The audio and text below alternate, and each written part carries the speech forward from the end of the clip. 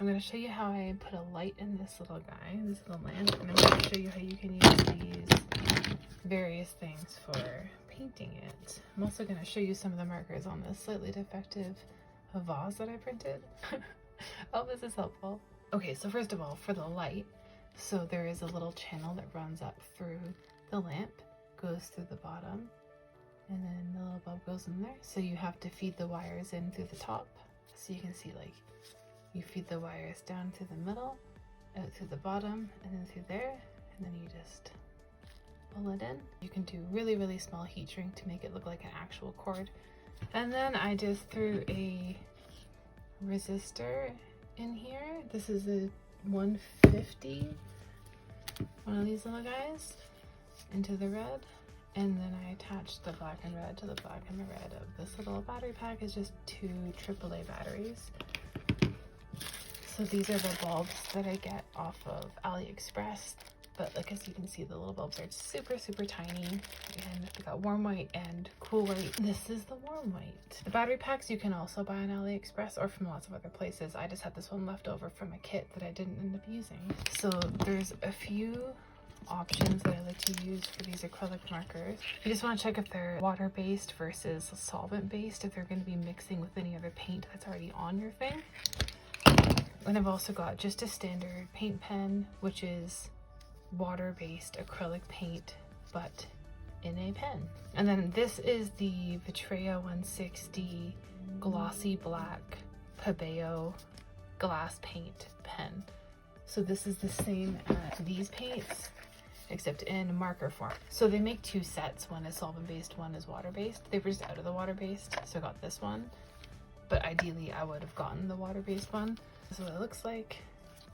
So on a flat surface, it kind of sucks because you get these like gross marker strokes. But for doing little edges, it's fantastic because you can just hit the edge and you don't really have to worry about being very precise.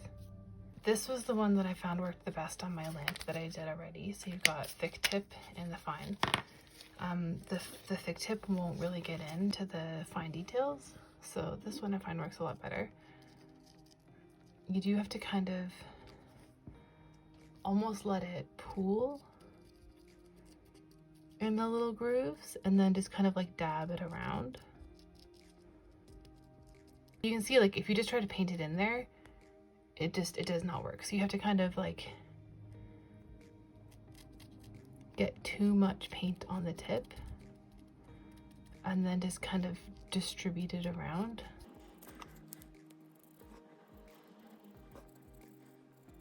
I also find doing it this way means you don't get those little like marker strokes, you know. You can kind of see that. And then when we do the bottom, I think it's like the perfect color for these.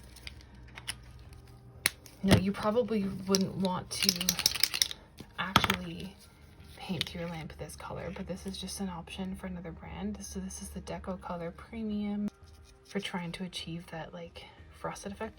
So if you're painting a miniature like this and you have to press to get the ink out, right?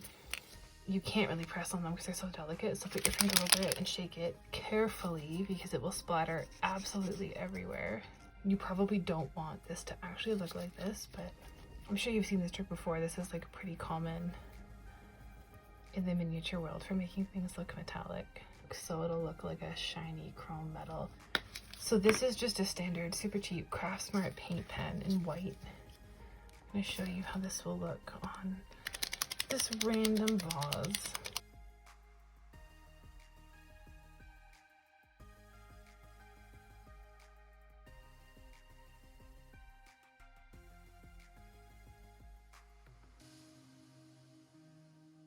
So this is what it would look like if you were to try and paint a general little mini with these. So you can see going over large flat areas, you get brush strokes.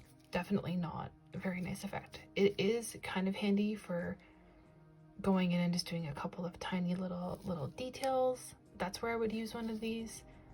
I wouldn't really recommend like actually painting something with these because it's gonna look pretty rough. And it's just nice that you don't have to get brushes and water and paint and all that. You can, if you need just a little dab of paint, these are kind of handy to just grab. Now, just for comparison, I just went in and actually finished this little guy. So did a full once over with just this like goldy bronze color. That's what it looks like when it's done.